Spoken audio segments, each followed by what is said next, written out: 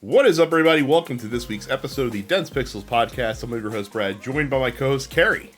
What's up? It's my favorite time of year. The weather's cooling down. Can have a window open instead of running the AC. It is typical, white man shorts and hoodie weather. So that's how I've been rolling out here for the last few days, honestly. Mostly we get these big temperature swings in the Bay Area, right? So it's it'll be 75 during the day and then 50 overnight. So when I get up in the morning, I'm usually wearing my pajama shorts and a hoodie. So yeah, that's the perfect way to be, honestly, especially if your legs don't get cold. So and it's a hell of a time for game releases, as we've been talking about. It's a new Next Fest this week. I've already gotten started with that. And of course, two big releases came out in my purview and half of one in your purview, or one in your purview as well. So let's get started talking about Metaphor ReFantazio, which Carrie has not played yet. Still haven't played yet. I refuse to pick it up until I have finished episode Aegis, because I know that if I don't finish episode Aegis before I start Metaphor, I'm never going to finish it. And I paid money for that. I did not pay money for Vanilla P3 because it's on Game Pass. I just paid for the DLC because the DLC is now on Game Pass. So I feel like you are participating in what behavior analysts call loss aversion. You are unwilling to. I do want to finish it. I do want to finish it, but it is loss aversion because I know myself. I know if I start Metaphor, I'm just going to get all in on Metaphor, and I'm not going to finish. The funny thing is to me, DLC. The funny thing is to me, just like you talked about last week, this is DLC that's not even particularly it's okay. It's not the best. It's really it's fine. It's I could go out to this delicious steakhouse and have myself a beautiful cut of steak, but instead I'm going to go to McDonald's and I'm going to have some McNuggies. Right. Look, sometimes McNuggies is fine though. Sometimes McNuggies is fine. And just like that episode Aegis is fine. And I'm halfway through it. I know it I just got to do it, but I just haven't really been doing much in the way of console gaming. Again, as we discussed last week, I've been so busy. I haven't really had time to sit down with a long JRPG. So that being said, my partner's been playing Metaphor, and so I have experienced some of Metaphor just by me being cooked on an edible and falling asleep at the end of the night while he plays it. I'm looking forward to jumping into it. I know it's something that's extremely up my alley in numerous fashions, but I haven't started it yet. No. Well, and so I'm about a dozen hours in at this point. I've cleared so there's the tutorial dungeon, and then I've cleared the first proper dungeon as well. We're not going to get into any spoilers or anything like that, because there is, the story picks up with, impactful things pretty much right away. But I'm having a great time. I was a little worried because I don't typically go in for high fantasy too much. I'm much more of a sci-fi guy. But Metaphor's setting is high fantasy in the same way that Final Fantasy VII is high fantasy. The game has a lot of modern-ish aesthetics. I think I would qualify it more as the way Final Fantasy VI. That's probably better, yeah, because it's not it's taking place in a modern technological society or anything like that. Midgar is just a fucking city. That's true. That's fair. So yeah, I would say it has that sort of it does have the high fantasy elements where you've got your elves and your fairies and your various fantasy races, right? And all sorts of cobblestone paths and swords and magic and all of that. But it feels relatively modern, kind of in that not quite steampunky Hmm. kind of way, but like on the verge of an industrial revolution Like a kind of way. Victorian England style setting of Yeah. sorts in terms of like having cities that have, you know, architecture that has a theme and is interesting and all that Yeah. jazz. So,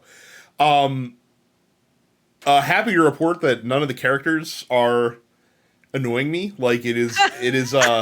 I haven't found one yet. I mean, like I said, so far, even your Morgana analog in this game is not really annoying. Like she's not pestering you constantly, and you know, questioning your every decision as Morgana likes to, especially early in Persona 5.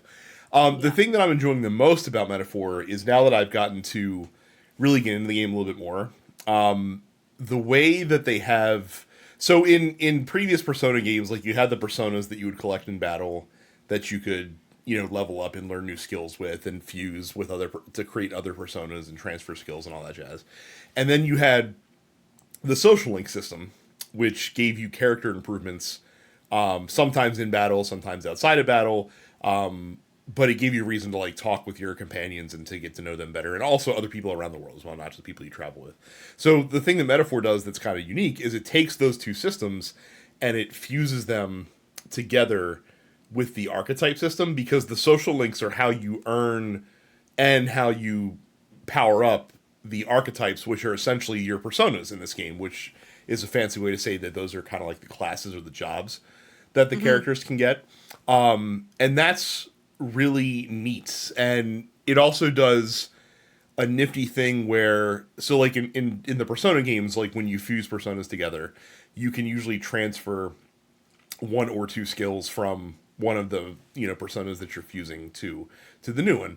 And this game kind of does the same thing, except those are like every skill that you've learned from an archetype is like a permanent unlock that you can then apply to any other archetype that you want to, and you can grow how many of those skills can be applied there. So you can kind of, you know, build your own custom classes to some extent. And I'm looking forward to really seeing what that looks like as you get even deeper into the game, with some of the more advanced archetypes that are out there. And so that's been really fun for me, because the game really does expect you, or not even expect you to, it kind of demands that you mix up which archetypes you have equipped on your characters. Hmm. You can't really. It's kind of difficult to put your head down and just roll with the same archetype throughout, because there are literally like one of the bounties that I went on, which are like optional missions that you can do, was to kill a monster, and through an informant in town, like I found out that the monster had an aversion to specific like types of attacks, and like apparently even having like a rod or a staff, which a magic user would use, even having that equipped would like enrage the monster and you know, send it into like let it do ultra powerful attacks in battle.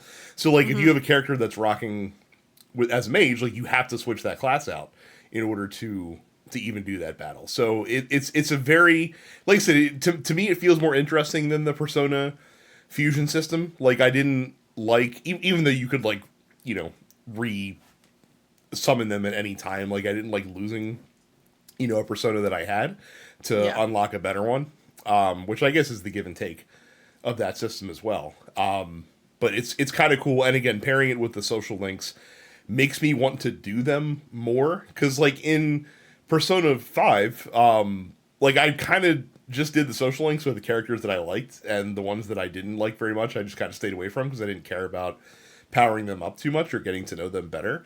And this system really encourages you to be a little bit more, you know, spread your time around a little bit more. But I'm sure at some point those decisions are going to come where you have to really decide, like, all right, here's the archetypes that I want to level up to max, because each archetype is part of a tree, and as you level those up, you can unlock new archetypes that are kind of part of that tree as well. So it's very cool. Like I said, the characters are a lot of fun so far.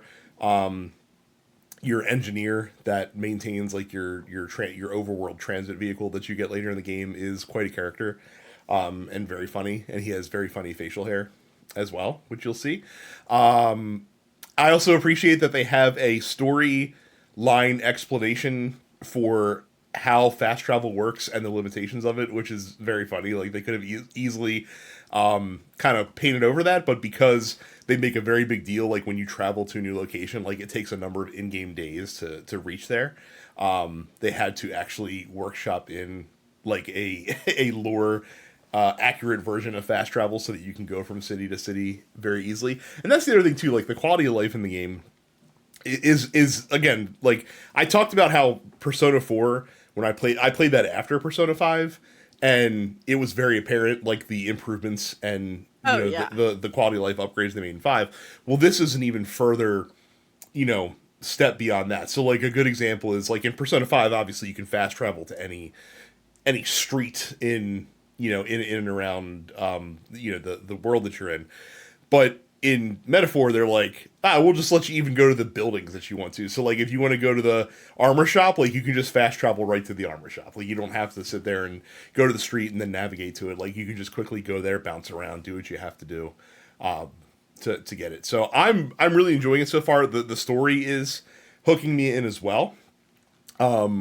It's it's an interesting story. Again, I'm not going to get into spoilers because shit happens pretty quickly in the game. It's a lot of political There is a stuff lot of going political on in stuff, that but I'm game. okay with that. I'm all right with that. I can tell you what. I didn't play Tales of Arise, but in terms of listening to Micah describe Tales of Arise, I think they're handling the politics of the game more deftly so far than Tales of Arise does. Like the caste system that exists in the game's world feels more natural through the characters' dialogues. Hmm. To the point where so like your character in the game is an Elda, which is like the lowest caste in the game world, and like there's some shops that like won't even sell goods to you until you've reached like certain things in the games that can somehow unlock them because they're fucking racist. So they're just like oh, you're an Elda, like I don't really fuck with guys like you, or like you have this like this one tavern keeper that's like, hey, like I don't have a problem with you personally, but like all my patrons do. So like if you could just kind of get the fuck out, like that would be fucking awesome. And I'm just like, okay, like we're like this is the fucking world that we are hanging out in. So looking forward to kind of checking out the seeing how things unfold. But so far I'm very in to Metaphor ReFantazio, and I was worried because of the setting that I wouldn't be, but they it's the kind of high fantasy that I can get behind for some reason over Same. others. No, that's great. I'm not the only one too, because apparently they've already sold over 1 million copies of the game in the first weekend Yep. that the game It's came out. Atlas's fastest title, surpassing 1 million sales just 5 days after release. So yeah, which surpasses how fast Persona 3 Reload hit 1 million earlier this year, which I think took like 7 days. So Hmm. like Alice has been killing it lately. Good for them. I'm glad more people are playing these games that I have been playing for the last 17 years. Um, yeah, Atlas good. And good for Studio Zero. Obviously, that like it is a new development team, but it is basically the entire Persona 5 creative team kind of starting their own studio, separate from like the internal Atlas um teams, basically. So Atlas published it, but did not technically develop it, but they kind of did, but they kind Hmm. of didn't. But anyway, look, it's good. I have heard that on the like difficulty scale, it is basically harder than Persona, but not as difficult as a mainline Shin Megami Tensei game. So Yeah, the biggest thing with difficulty, and I haven't, I've only gotten wiped once so far. It is all about the archetype systems. Like if you go into mhm. battle with archetypes that are not suited for the fight that you are getting ready to encounter, you will get the shit kicked out of you. Like it is because the way that also the combat works. So like in Persona 5, and again, I keep going back to that because that's my touchstone, but I know it works similarly in the other Persona games. In Persona 5, like everyone on your side has a turn, right? And the whole thing behind that is the one more system, and when you knock enemies down, it gives you an extra attack, and if you knock all the enemies down, then you get to do like a team up, and it does massive damage. This game doesn't really work like that. So basically every turn you have like one action per character that's alive in your party, right? Hmm. And when you land a weakness or when you land a crit, instead of like giving you like a one more, it only takes away like half of that action and still leaves you with like another action that you can do. So it effectively works like one more. But the reason that that's important is because there are certain attacks also, like the team up attacks, that require two of those action points to be spent. So like even if you like, so you really have to be strategic with how your party's order in battle, and you also can't pass turns freely like you could in Persona games, like because passing a turn takes away half of one of your action symbols as well. So like you almost have an economy of sorts in the game with the way that your actions work, and it also really punishes you for not playing the rock paper scissors game with enemies, because if an enemy resists your attack or dodges it, you actually lose an extra action on top of the one that you're spending to do the attack. So you have to really be careful there. And also, when you have party members that are down, you don't get actions for them when it's your turn. So like it Yeah. becomes this like sliding slope of when things are going bad, like they kind of start spiraling like out of That's control. yeah, that's very much how the mainline Shin Megami Tensei press turn system works. Yeah. So yeah. So it's cool though, Yep. because like I said, it feels more tactical than Hmm. most JRPG fights do. Like it gives an ad layer. Plus, they also do something that I don't know why turn-based games stopped doing this, because I thought it was a good mechanic, but they do like the front row back row thing, like the old Final Fantasy games do. Hmm. And instead of having to like spend a whole action to move your row, you can actually change it on the fly. So if you're really deft, you can kind of stage your actions so that you can like back row all of your guys before your opponent makes like a big attack, and then push them forward again, because obviously you want to be in the front when you're doing physical damage. Back row is more for mages because you take Hmm. less physical damage. So it's a cool system. I'm enjoying the fights quite a bit, and the fact that they're spread out a little bit more, because you do have that where you can do the real time combat in the overworld. Not it's not really real time, but you can basically like get through a lot of fights or come into a lot of fights with advantages based on how you play on the overworld map as well. So, but you're not doing a bunch of bullshit fights that you can just easily click through in 2 seconds, which is very Yeah. helpful. So, it's great. Like I said, having a great time. Let us take a quick break, and then I will be back to break down the new Diablo 4 expansion. Ooh. So the other thing that's been taking up all of my gaming time this week is the Diablo 4 Vessel of Hatred expansion that just released. This is the first proper expansion for Diablo 4. It also coincides with the sixth season of Diablo 4. And once again, they have basically torn the game systems down to the studs and then rebuilt them up. But it's better than it was before. I'll talk about kind of like the systems changes that have been made, and then I'll talk about the new stuff that's in the expansion. So, Diablo 4 when it first came out, like max level was 100, and then they had a Paragon system on top of that.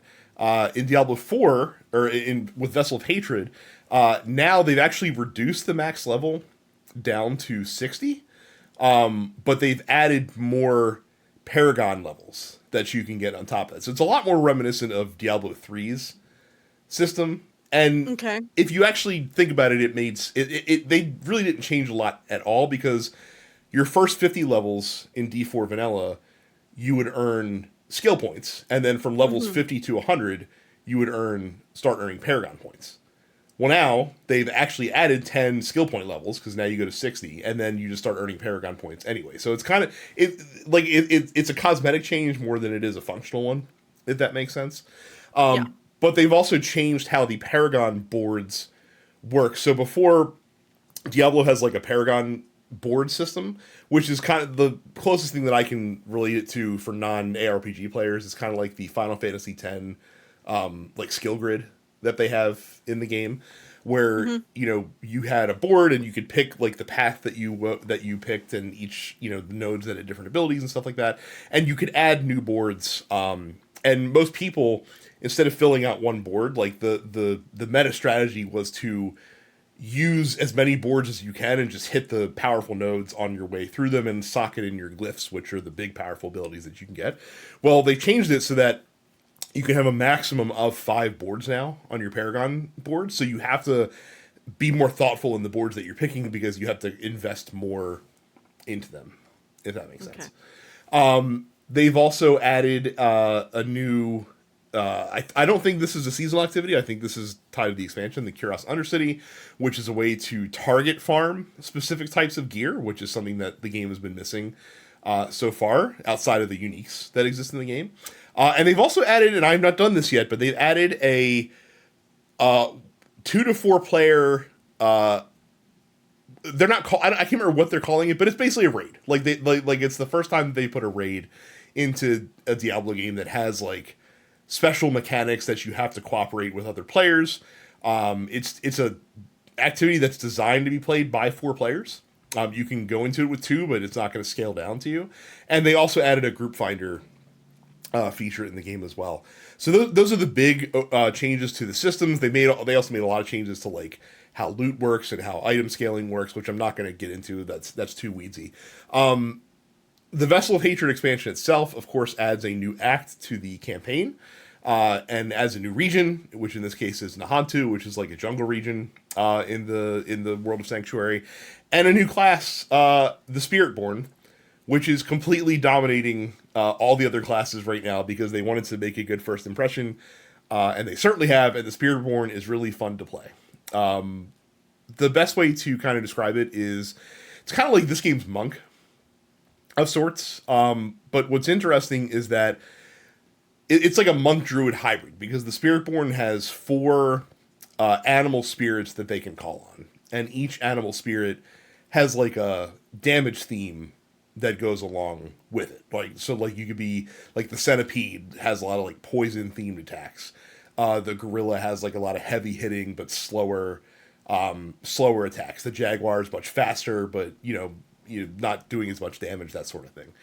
And so you can kind of mix and match the attacks as you go through the skill tree, and then the kind of the class mechanic for the Spiritborn is that you can kind of call on the spirit of up to 2 animals to kind of add passive powers to your different abilities. So it's pretty cool.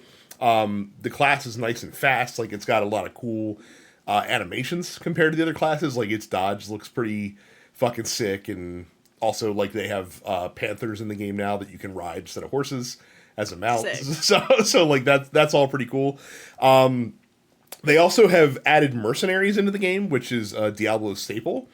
The the mechanic with the mercenaries. So if you're playing, basically you can hire up to 2 mercenaries, and the mercenaries are a little bit more fleshed out than they were in like D3 and D2. Where these mercenaries actually have their own skill tree that you can level up and kind of customize them to work for you as well. So you can have one active mercenary who travels with you in the overworld, and then you have a passive mercenary who basically works like an assist in Marvel vs. Capcom, where you set like a specific in-game trigger. They're like, hey, like when I do this, have this person like just pop in and fuck some shit up, and then like disappear again.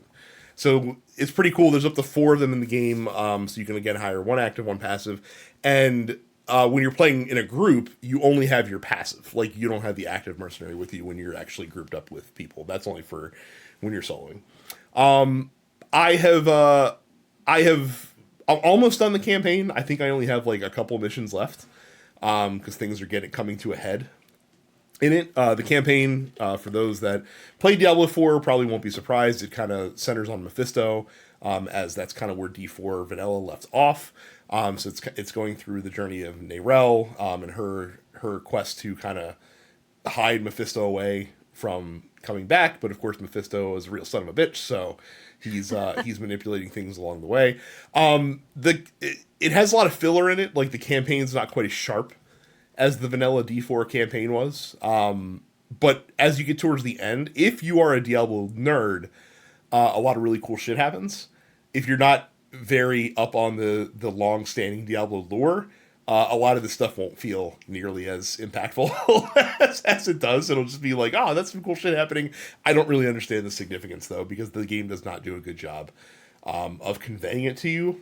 Also, the voice actor for the male Spiritborn, not the best so far. I've not been impressed Well, with the delivery there. So, but it's a great expansion. I'm enjoying it a lot. Again, the seasonal mechanic so far is pretty cool as well. It's a great way to crush out XP with the new some of the new things that they've added with that. The Infernal Hordes that they added in season 5, that game mode has stuck around. It's still excellent. Helltide is still a lot of fun. Diablo 4 is in a good place. It is, like I said, you bounced off it earlier. And haven't checked it out since then. It's a great time to come back in if you've been avoiding the game for whatever reason. It's, like I said, it's in a real good position right now. A lot of stuff to do in the end game, and they keep listening to feedback and making improvements. So it seems pretty well received by the community. So I would imagine that it's gonna continue being successful. sick. Yeah. So that will move us right over to the news. So there was a report that came out last week that was going around industry insiders that Nintendo Yep. was on the verge of announcing a new piece of hardware, formally unveiling a new piece of hardware. A new wireless hardware system Yes. that had an embedded motion sensor. Yes. That they were going to unveil it. And what that ended up being, Well, I don't think listen, anybody everyone could have actually predicted. again, a lot of people were like, "Oh man, so this is Switch 2 reveal finally, like it's coming, it's gonna be great." And what we got, you would never expect. like I could Or have you said, would completely expect, because this is some Nintendo ass shit. What I mean though is that if I had told you it's not a Switch 2, but I'll give you 10 guesses as to what it is, I would not have come up you with would this have in 10. never in a million years come up with what it was. No. Which in this case, Nintendo has rolled out Alarmo, which is a new Nintendo interactive alarm clock that will respond to your body's movements by playing video game sounds to help you wake up in the morning. I don't need this because I have a 20-pound orange cat that gets me up at 6:30 every day. Yeah, you can choose from 35 different alarms from 5 different Nintendo games. So far, they're going to be updating them because, of course, they will. Why not? Why wouldn't they? So you can do Breath of the Wild, you can do Mario Odyssey, you can do Splatoon. They also showed off Pikmin and something else that's escaping me at the moment. But Breath of the Wild, they got Splatoon, they got yes. Mario Odyssey. Yep.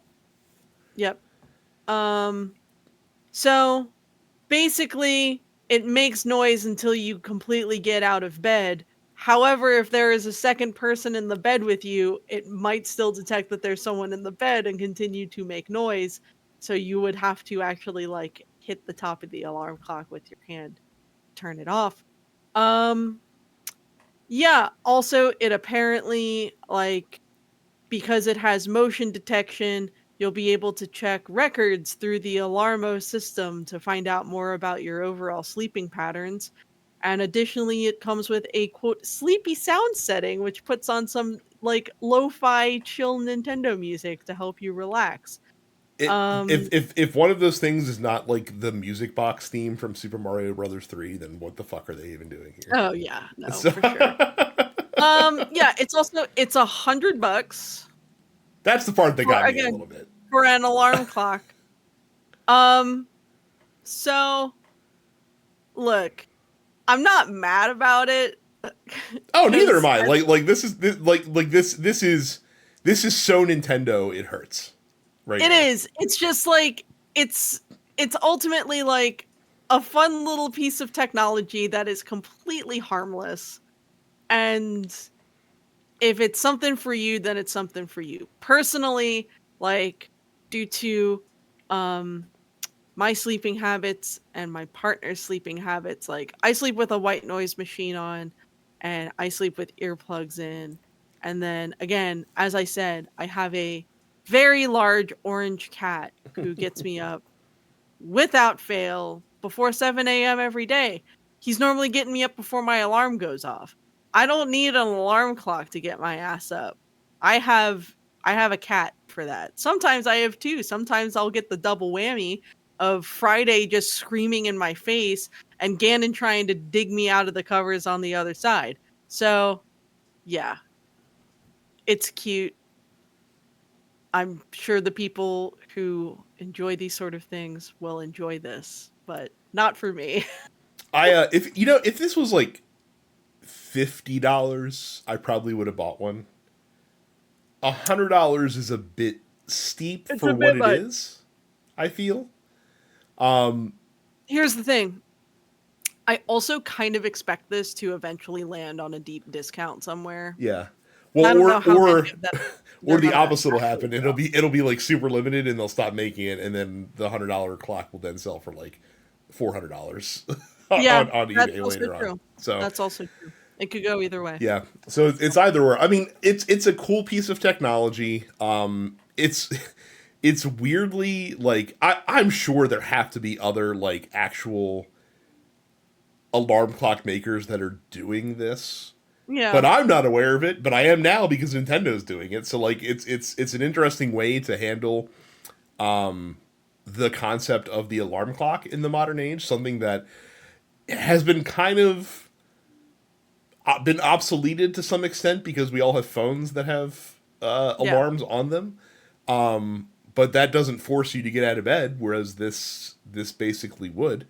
It's cool. Like I said, I wanted to be mad at this, but I'm not. It's a to your point, a completely harmless, fun thing, and I if anyone's getting it in the Discord, let us know. I'm curious.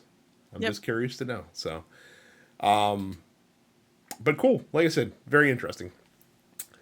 Also interesting. So not nearly as headline grabbing as their battle against Epic Games was, but or as their battle against Apple was, I should say. But Epic Games has been in court against Google, starting back in 2020. It's been dragging out this long, and even though this verdict has come under appeal, it's still an interesting bit of news to throw out there where the judge in the case, as part of his ruling, sided with Epic and has forced, or is going to force Google to open up its app store to other app marketplaces for 3 years. So, for those that aren't familiar with how Android works, unlike your iPhone, which you have to like jailbreak in order to sideload apps, in Android you can just do it. There was a time many years ago where Amazon tried to have a competing app store on Android phones, and you could literally like sideload it on there. But it's sideloading is not something that like the layperson really wants to get into, because it takes a couple steps that you have to do to kind of load on your phone. You have to kind of know what you're doing, and B, Google goes out of your way to tell you, hey, like apps that you sideload on your phone, are really not safe and very scary. So like if you're not like a technologically inclined person, it's something you wouldn't do. The kind of forcing them to put these app marketplaces in the Google Play Store proper makes them a lot more accessible to people. And the other kind of important part on that is that these third party markets are not required to pay Google their finder's fee, basically their 30% cut of purchases made through their marketplaces that they would if you bought stuff through Google Play, which is of course what drove Epic to court in the first place, because they thought it was bullshit that Apple and Google were skimming 30% off the top when they were Mhm. selling V-Bucks to people who were playing Fortnite. So again, Google did appeal this ruling, but it's gonna be pretty interesting. What are your thoughts on what this could potentially do in the future. Um, man, I don't know. Like, it's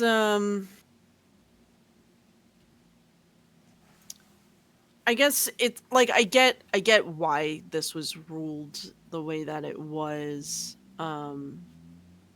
But yeah, I don't have I wouldn't say I have like a ton of thoughts on it just in so much that like I don't play a lot of mobile games. Mm-hmm. But yeah, I mean it is just like, basically that the biggest sort of takeaway from this was that like the ruling that like Google had a monopoly on this particular kind of software um on phones. So it's this like this feels like part of like this, pushback against these kind of practices that these big tech companies like Google and Apple mostly have had in place for a long time. So I guess I'm curious to see sort of like what the sort of like next step is going to Yeah, be, right? I'm really curious to see what or if Microsoft makes any moves here Mhm. in the wake of this ruling, like putting in like because they already have the cloud streaming app on Yeah. phones, obviously right now, but being able to like purchase games directly through that app and stream them right away could help them.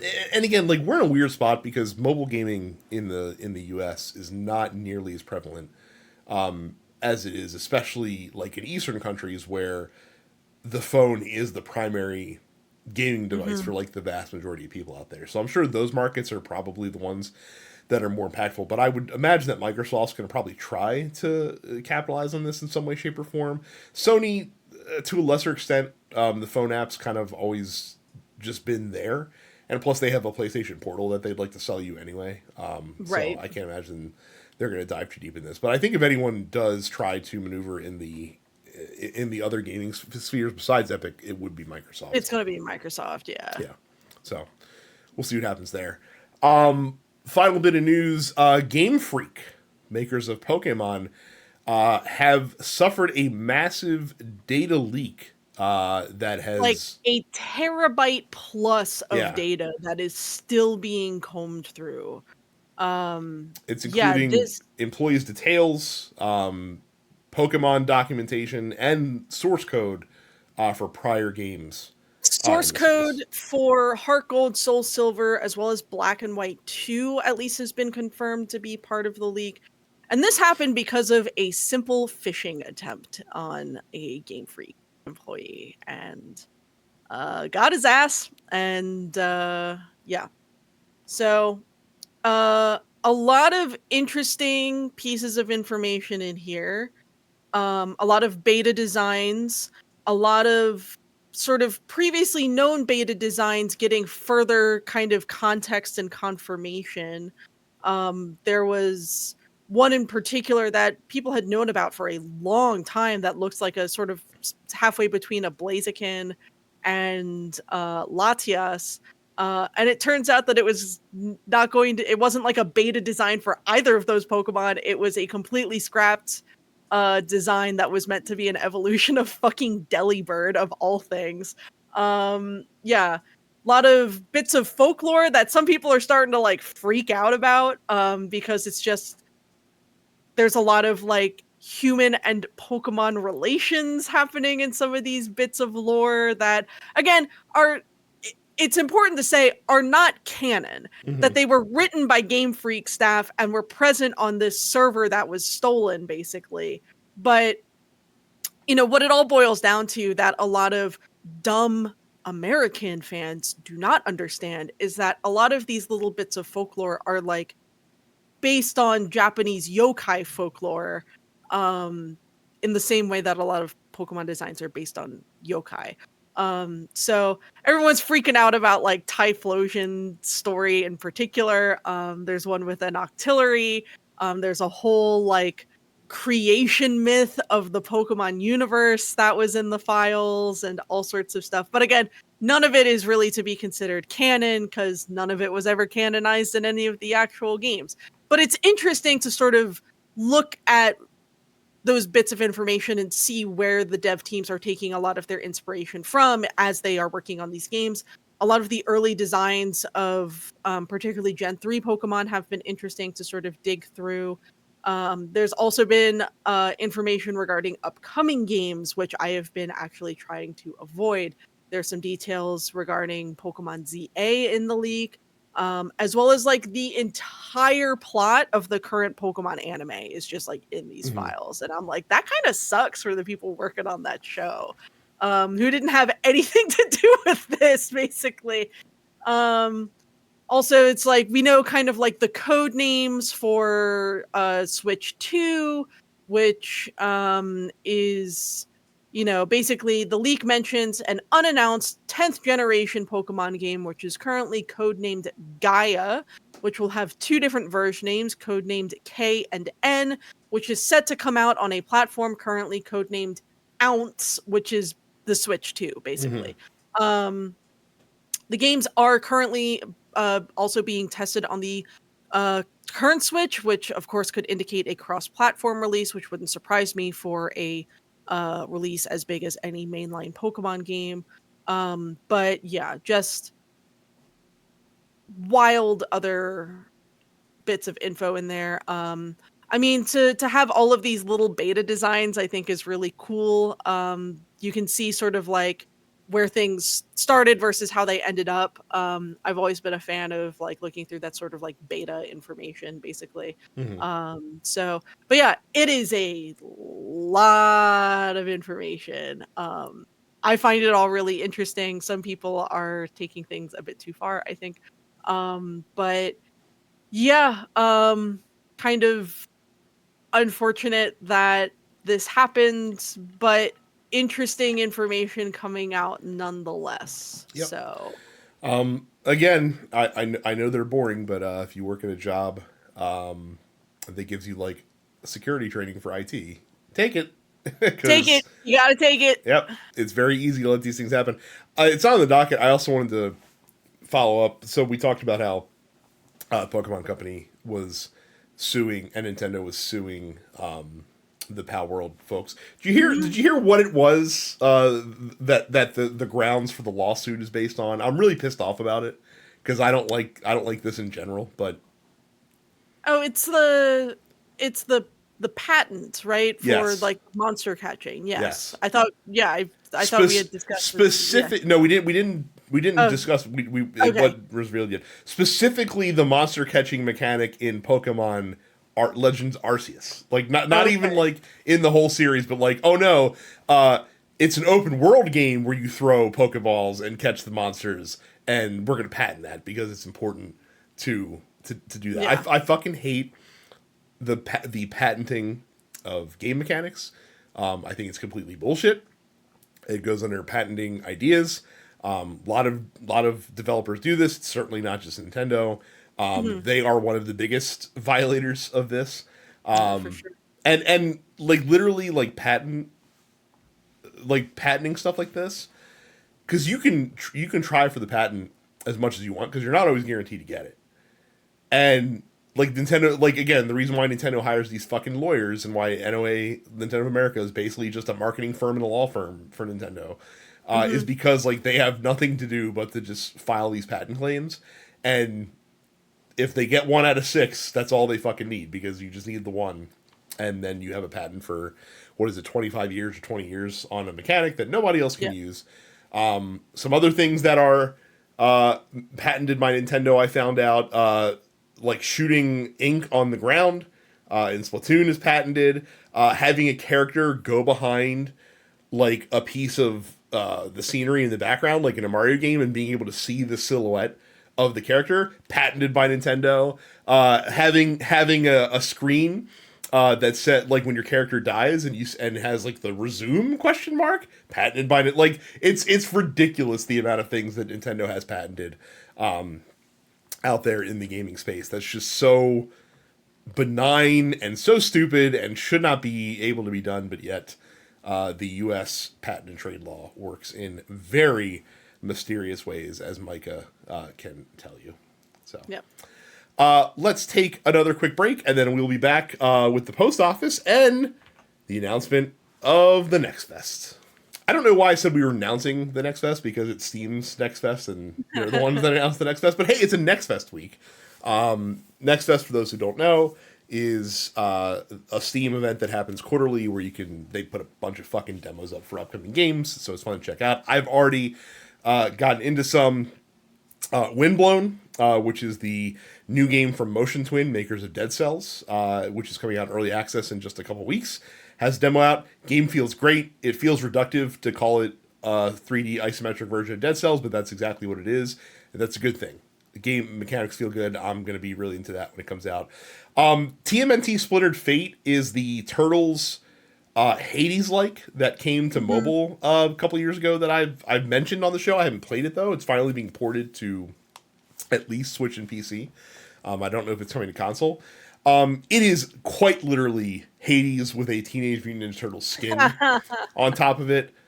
Without the story, though, like without the compelling story. It also just, like, they didn't do anything to upgrade the UI at all. Like, it still looks like a phone game, which is kind of gross. So Yeah. I played it. I don't see myself getting into this one when it comes out, so it's passed for me. But it's out there to play for you if you want to check it out. And then I played a game called Confronto, which with a K, and it describes itself as a roguelike, shipbuilding, auto-battling, asynchronous multiplayer game.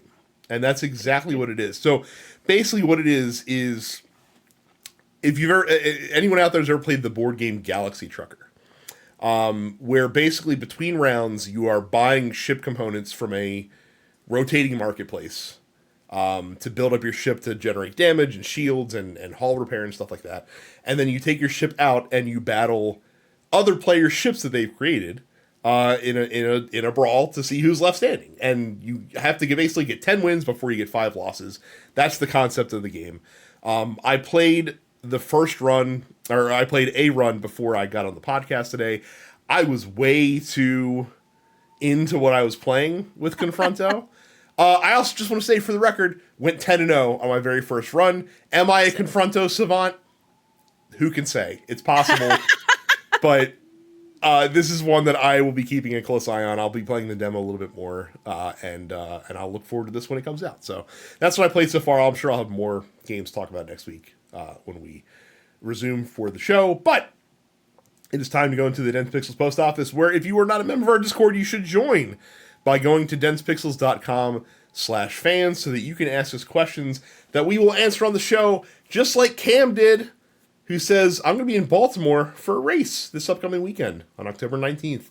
And while I've been there a few times already, I'd like to inquire from you fine folks as to where you would suggest I enjoy a tasty burger and where to go for crab cakes. I've been to Jimmy's Famous Seafood before.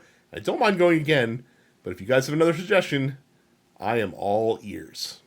All right, so for a burger, you want to go to the Abbey. Yes, I was going to suggest Abbey Burger. Okay, yeah, Abbey Burger's the best. Yeah, there are 2 locations. Fed Hill has Abbey Burger proper, and then there's Abbey Burger Bistro in Fells Point.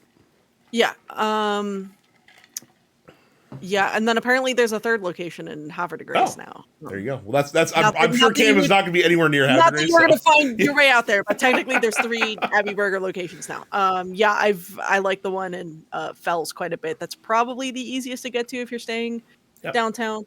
As for crab cakes or seafood in general, my recommendation is always going to be the Rusty Scupper, which is right there on the harbor. Can't go wrong with that. They're a little, I would say, hoity-toity. That being said, very good, like just exceptionally good food. Some of the best crab cakes I've ever had, and you can't beat the view of the harbor from there either. So yeah, Rusty Scupper is probably the way to go. Phillips is safer, but not as good. I don't think Phillips is a little overrated. I think Phillips is hella overrated. Yeah. I mean, Jimmy's really is that good. Fine. Yeah, Jimmy's is that good. Yeah. But if you want to do something different and you've already done Jimmy's and you want something that is as good, if not better than Jimmy's, go to the Rusty Scupper. So very cool. I can't get any of those fucking Maryland blue crabs out here. Yeah, I gotta settle for. What is the go-to seafood out where you are right now? I don't know. So here's the thing. We're coming up on like the San Francisco restaurant week, so I'm trying to use that as an excuse to like go to a few different places that I haven't been to yet. We have a couple, like I live very close to the water out here. And there are some lovely little restaurants that have apparently good seafood, but good seafood and good crab are two different things. Mhm. So like there's some places that do like a lot of fish and a lot of, scallops and oysters and stuff like that, but they don't do crab, and I want crab and I can't get it out here, and it makes me upset. I can't even get like a bullshit big air quote Maryland style crab cake out Mhm. here, and I have looked. Um, so that's my personal mission, is by the end of the year to go get crab somewhere in the San Francisco Bay Area. So if you're listening and you have been to the Bay Area, or you're from the Bay Area, or you live out here and you know a good seafood place that does good crab, hit me up in the Discord. I would love to know. T-Wash asks, do you guys have anything you collect? I never thought I'd be that guy, but I collect vinyl records now.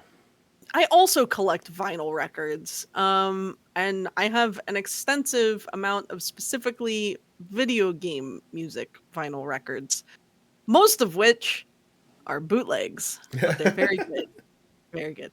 I collect a lot of things. I mean, I'm paring down on certain collections. I've actually started to sell off a large chunk of my Revolutionary Girl Utena collection.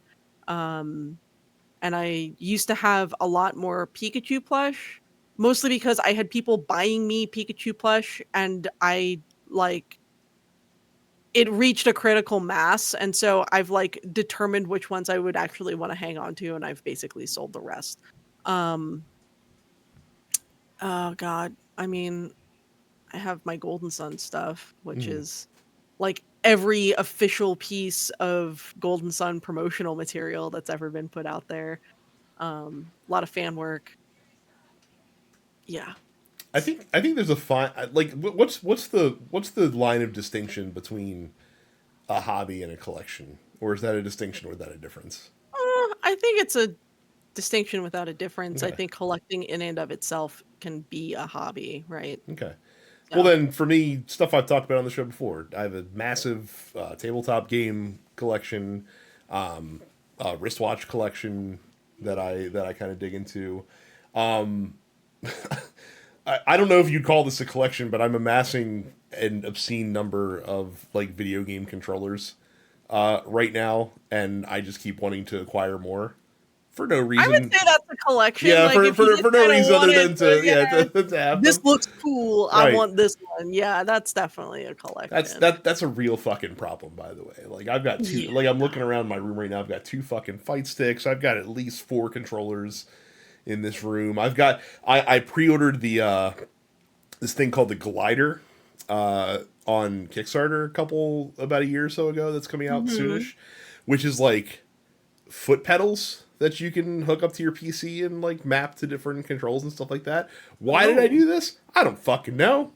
It's not something that I fucking need. I'll tell you that much. But it seemed cool, and I wanted to check it out. So, yeah, that's about the extent of it now. Like I've pared down other stuff that I have collected. So is my wife. Like my wife used to collect pins and shot glasses and things of that nature. But we've kind of pared those down a little bit yeah, as we've gone along. So, yeah. At this point, it's like, I guess there's certain things that like I want to have everything in a series of, like I want to have all of the Shin Megami Tensei games as like complete in-box mhm. copies. So that would be nice, but it's not like I'm collecting a lot of SMT stuff outside of just like I just want the games in the box because I like Yeah. to have that on a shelf. So it's like I have a small games collection. I have small collections of, figures and whatnot of from properties that I enjoy, like Pokemon and Persona and Zelda and stuff like that. But yeah, as far as things that I would say, like I deliberately go out of my way to amass these things, it's like vinyl records, official Golden Sun stuff, of which there's not much left out there that I don't already have. Um, and truthfully, I've been buying a lot of Pokemon cards. It is it's my weekly little gamble where I go to play D&D on Thursdays and I'll buy a couple pack cards to see if I get anything That's, good. I've been getting good pulls lately that's though. how they get you. Just put them there on the Look, counter, little impulse buys. What could it cost? and here's the thing, I'm also trying to like get back into playing the game for the first time in more than 20 years as well. And now that my partner works at a local gaming store, it's going to be very easy for me to just roll in there on a night that he's working that's one of the Pokemon nights and just like bully one of the employees to help me build a deck with the cards that I have because the game, it's like fundamentally the game is largely the same as it was 20 years ago, but there's a lot of things that are different in terms of what you can have in your deck and how much of any given thing you can have in the deck and like the EX cards and all this other shit. I don't know how any of that works. I just know that the cards look pretty and I want to play games. So that's where I'm at. Film Wonder asks me expectations for the final 6 F1 races. I would expect that the Constructors' Championship is going to come down between McLaren and Red Bull. I think McLaren will tip them. I don't think Lando has enough time to get Max Verstappen in the Drivers' Championship, though, so I think he will finish second to Max. That is my prediction. The Americas triple header starts this weekend, though. Very exciting. Austin, Mexico City, and then Brazil, which is one of my favorite races on the calendar. And then we'll end it with a couple back-to-back metaphor questions. Johnny asks, how are you guys digging the Metaphor original soundtrack? So truthfully, I haven't listened to a lot of it yet because Mm-hmm. again, I haven't played the game yet. And so I've wanted to like experience that music organically as I play the game. But from what I have heard from sort of just like being in the room when my partner plays it, is it sounds a lot more like what he was doing basically 15, 20 years ago. Mm-hmm. So, obviously it's one of these things where, Persona 3 had a very specific kind of genre it was trying to hit, which was like that mid 2000s, like kind of almost hip hop inspired rock. Totally, it's And it's then it's the Street Fighter third strike. It's yeah, the Capcom soundtrack. That's what they were going yeah. for. So Persona 4 was very kind of straight ahead pop, and then Persona 5 was obviously acid jazz basically the whole way through. But Shoji Meguro worked on several of the Shin Megami Tensei titles before he got involved in Persona. So he worked on the Nocturne soundtrack. He worked on Digital Devil Saga and Devil Saga 2. He worked on the Raido Kuzunoha games. He worked on um Strange Journey. So I would say his metaphor work kind of sounds like an evolution of what he was doing for the Raido Kuzunoha games, the Digital Devil Saga games, and Strange Journey specifically. I don't want to say that it's kind of born out of Nocturne. Nocturne very much has its own flavor as well. But yeah, it sounds a little more, particularly with like the way that the vocals are styled and whatnot. That in particular reminds me a lot of stuff he was doing on Strange Journey. Um, and some of the stuff he was doing with Raido and Digital Devil Saga as well. So yeah, I'm all in on it. Shoji Meguro is very much like such a prolific composer who's proven his ability to work across multiple different genres. And so for me, it's just from what I've heard so far, which again, very little, it does just sound like he's kind of getting back to not basically being pigeonholed into working within specific genres for Personas 3, 4, and 5, and sort of getting back to being able to really create a specific kind of atmosphere through specific orchestrations and that kind of thing. yeah. So I'm into it. I mean, it's growing on me. I mean, the music fits the aesthetic of the game, which is what you want. Like, it would sound really weird to have like the fucking Capcom music in this game, which you can, by the way. Like, they have these costume packs that also come with battle music backgrounds from the Of different games, course, stuff like yeah, that. I So, saw those too. which I think would be super weird. I like the battle themes a lot. Those are up front, like the best parts of the soundtrack so far. The the interstitials, like when you're in towns and stuff like that. I don't. It's reductive to say it feels like generic JRPG background music because it's still very good, but I really like that whole Persona 5 soundtrack. Like, every fucking track in that game is a fucking banger and works really well. So it's not it's not making me feel the feelings that I Right. felt playing Persona 5 for sure. But it's still good. Yeah. Again, I'm getting accustomed to it.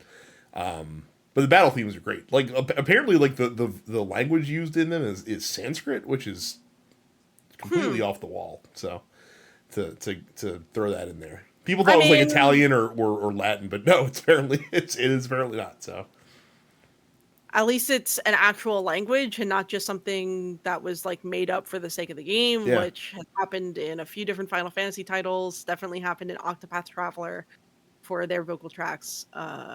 See, Yeah. I that's the other mean, thing too. hey, Like that's my high bar right now as far as like modern classical like JRPG soundtracks. Like Octopath 2's fucking soundscape is Octopath damn good. yeah, Yeah, the Octopath soundtrack rips. yeah. No, for sure. Um, And finally, Mad yeah. Coco GS with Metaphor getting the vast amount of praise, showing that high fantasy in a modern setting can still make some pennies. Will this maybe get Sega to make a new Fantasy Star proper?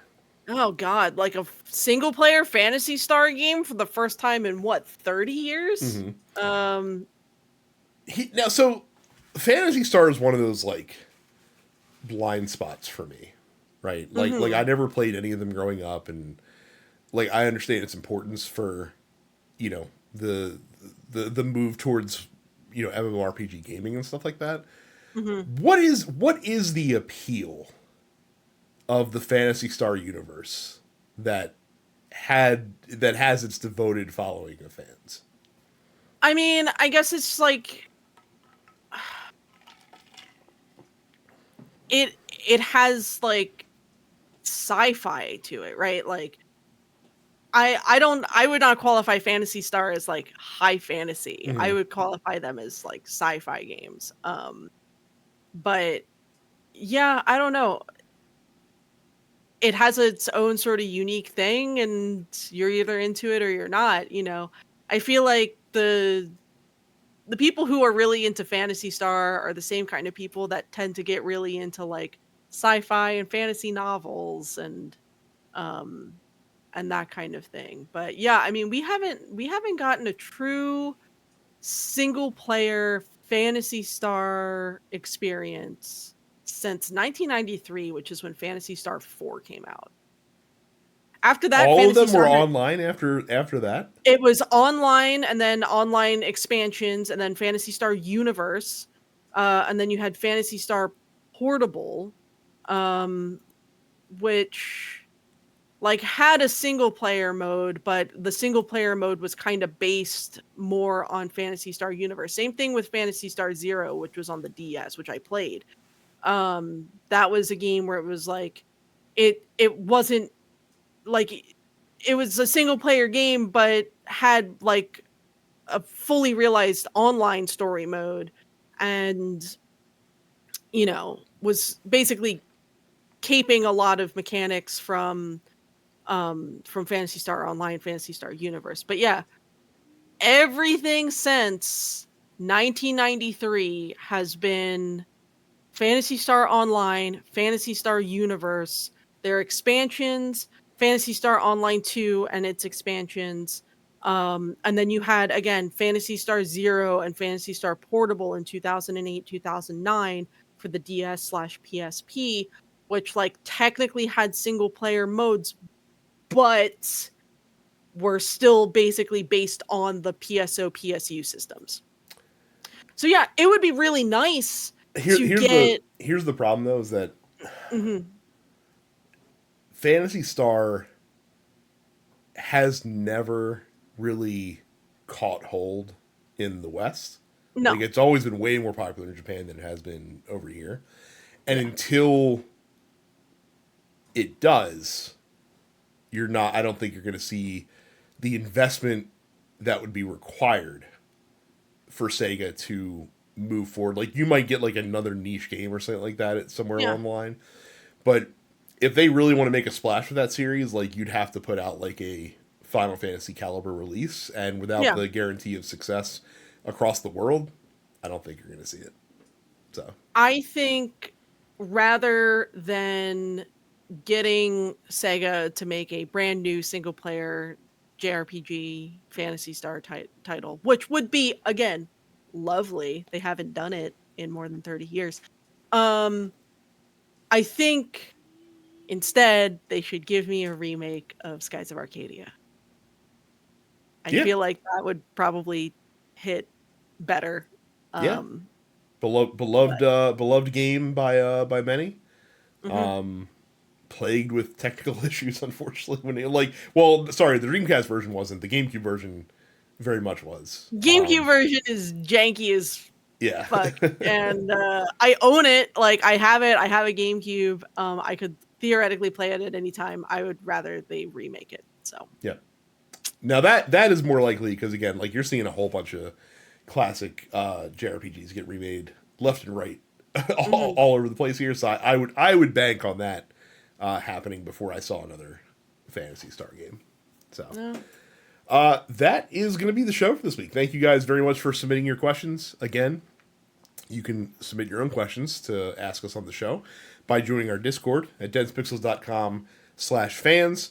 If you're listening to the audio version of the show, don't forget that we also are on YouTube. You can go to youtube.com/densepixels and check us out there. If you're watching on YouTube, don't forget to subscribe to the show on your podcatcher of choice, as well as all the other TNP Studio shows.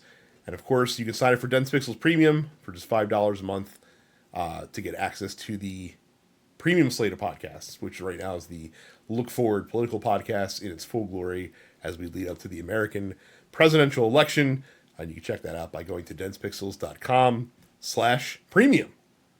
That's going to be it for us this week. I've got more metaphors to be ReFantazioing and more Diabloing to do and more demos to play. So thank you guys very much for watching and listening. We'll see you all the next time. See ya. You're watching the Dense Pixels YouTube channel. Click the subscribe button while you're here and make sure you check out our weekly podcast where we discuss the latest gaming news and our impressions on what games we've been playing.